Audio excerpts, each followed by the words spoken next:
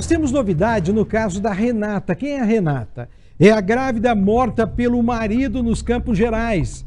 Ela teria sido vingada com a morte de um inocente.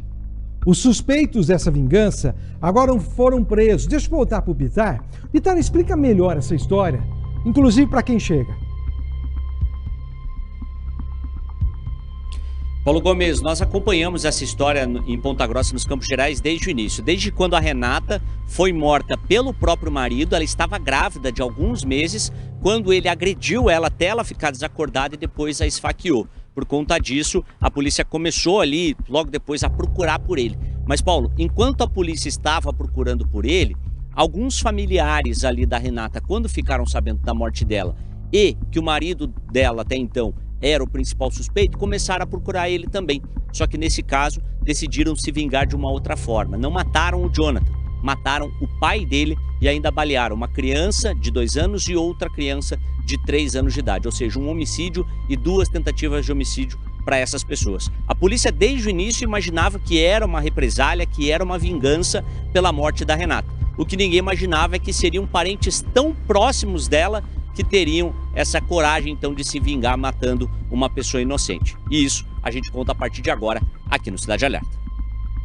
Renata Lourenço, de 26 anos, estava grávida quando foi morta pelo próprio marido, Jonathan Cardoso da Silva, em Ponta Grossa, nos Campos Gerais. De acordo com a denúncia do Ministério Público, por não aceitar o fim do relacionamento, Jonathan espancou Renata até ela ficar desacordada e depois a esfaqueou várias vezes.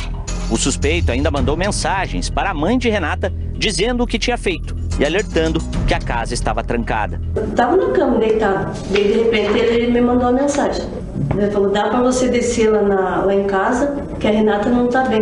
Uma vizinha entrou na residência e encontrou a jovem já sem vida. A irmã dela me ligou pedindo para me dar um pulinho na casa, porque o Jonathan tinha mandado mensagem para a mãe da Renata falando que a Renata não estava se sentindo muito bem e ele não estava em casa, era para ir lá dar uma olhada nela. Daí, a hora que eu entrei pela janela do fundo e fui no quarto dela, ela estava caída entre a porta e a cama, morta, e a menininha de 3 anos estava na cama, assim, deitada, dormindo. Algumas horas depois, Jonathan foi localizado e preso em flagrante pela polícia. Só que na delegacia não quis contar o que tinha acabado de fazer. O senhor vai querer falar alguma coisa sobre esse fato? Vai ficar em silêncio. Tá certo. Mas este não foi o único crime que aconteceu naquele dia 28 de agosto. Enquanto a polícia procurava pelo Jonathan por conta do feminicídio, 2 parentes da Renata faziam a mesma coisa e foram até a casa dos pais do Jonathan. Só que chegando lá, ele não estava. E mesmo assim, os parentes da jovem decidiram se vingar. Mataram o pai do Jonathan e atiraram em 2 crianças de 2 e 3 anos. Desde o início, a polícia suspeitava que a morte dele seria em represália à morte de Renata, mas não imaginava que os assassinos eram os parentes dela. Foram mais de 3 meses de investigação até que a polícia identificou as pessoas que entraram na casa de Luiz Fernando Cardoso da Silva. A Polícia Civil de Ponta Grossa prendeu na manhã de hoje 2 indivíduos suspeitos da prática do homicídio do Luiz Fernando da Silva, além da tentativa de homicídio em relação a 2 crianças de 2 e 3 anos de idade que também foram atingidas por disparo de arma de fogo na mesma situação. As investigações apontaram que o homicídio do Luiz Fernando e a tentativa em desfavor dessas 2 crianças se deu por uma vingança. O Luiz Fernando era pai do Jonathan Cardoso da Silva, que é réu pelo feminicídio da Renata dos Santos Lourenço, que também foi assassinada no dia 28.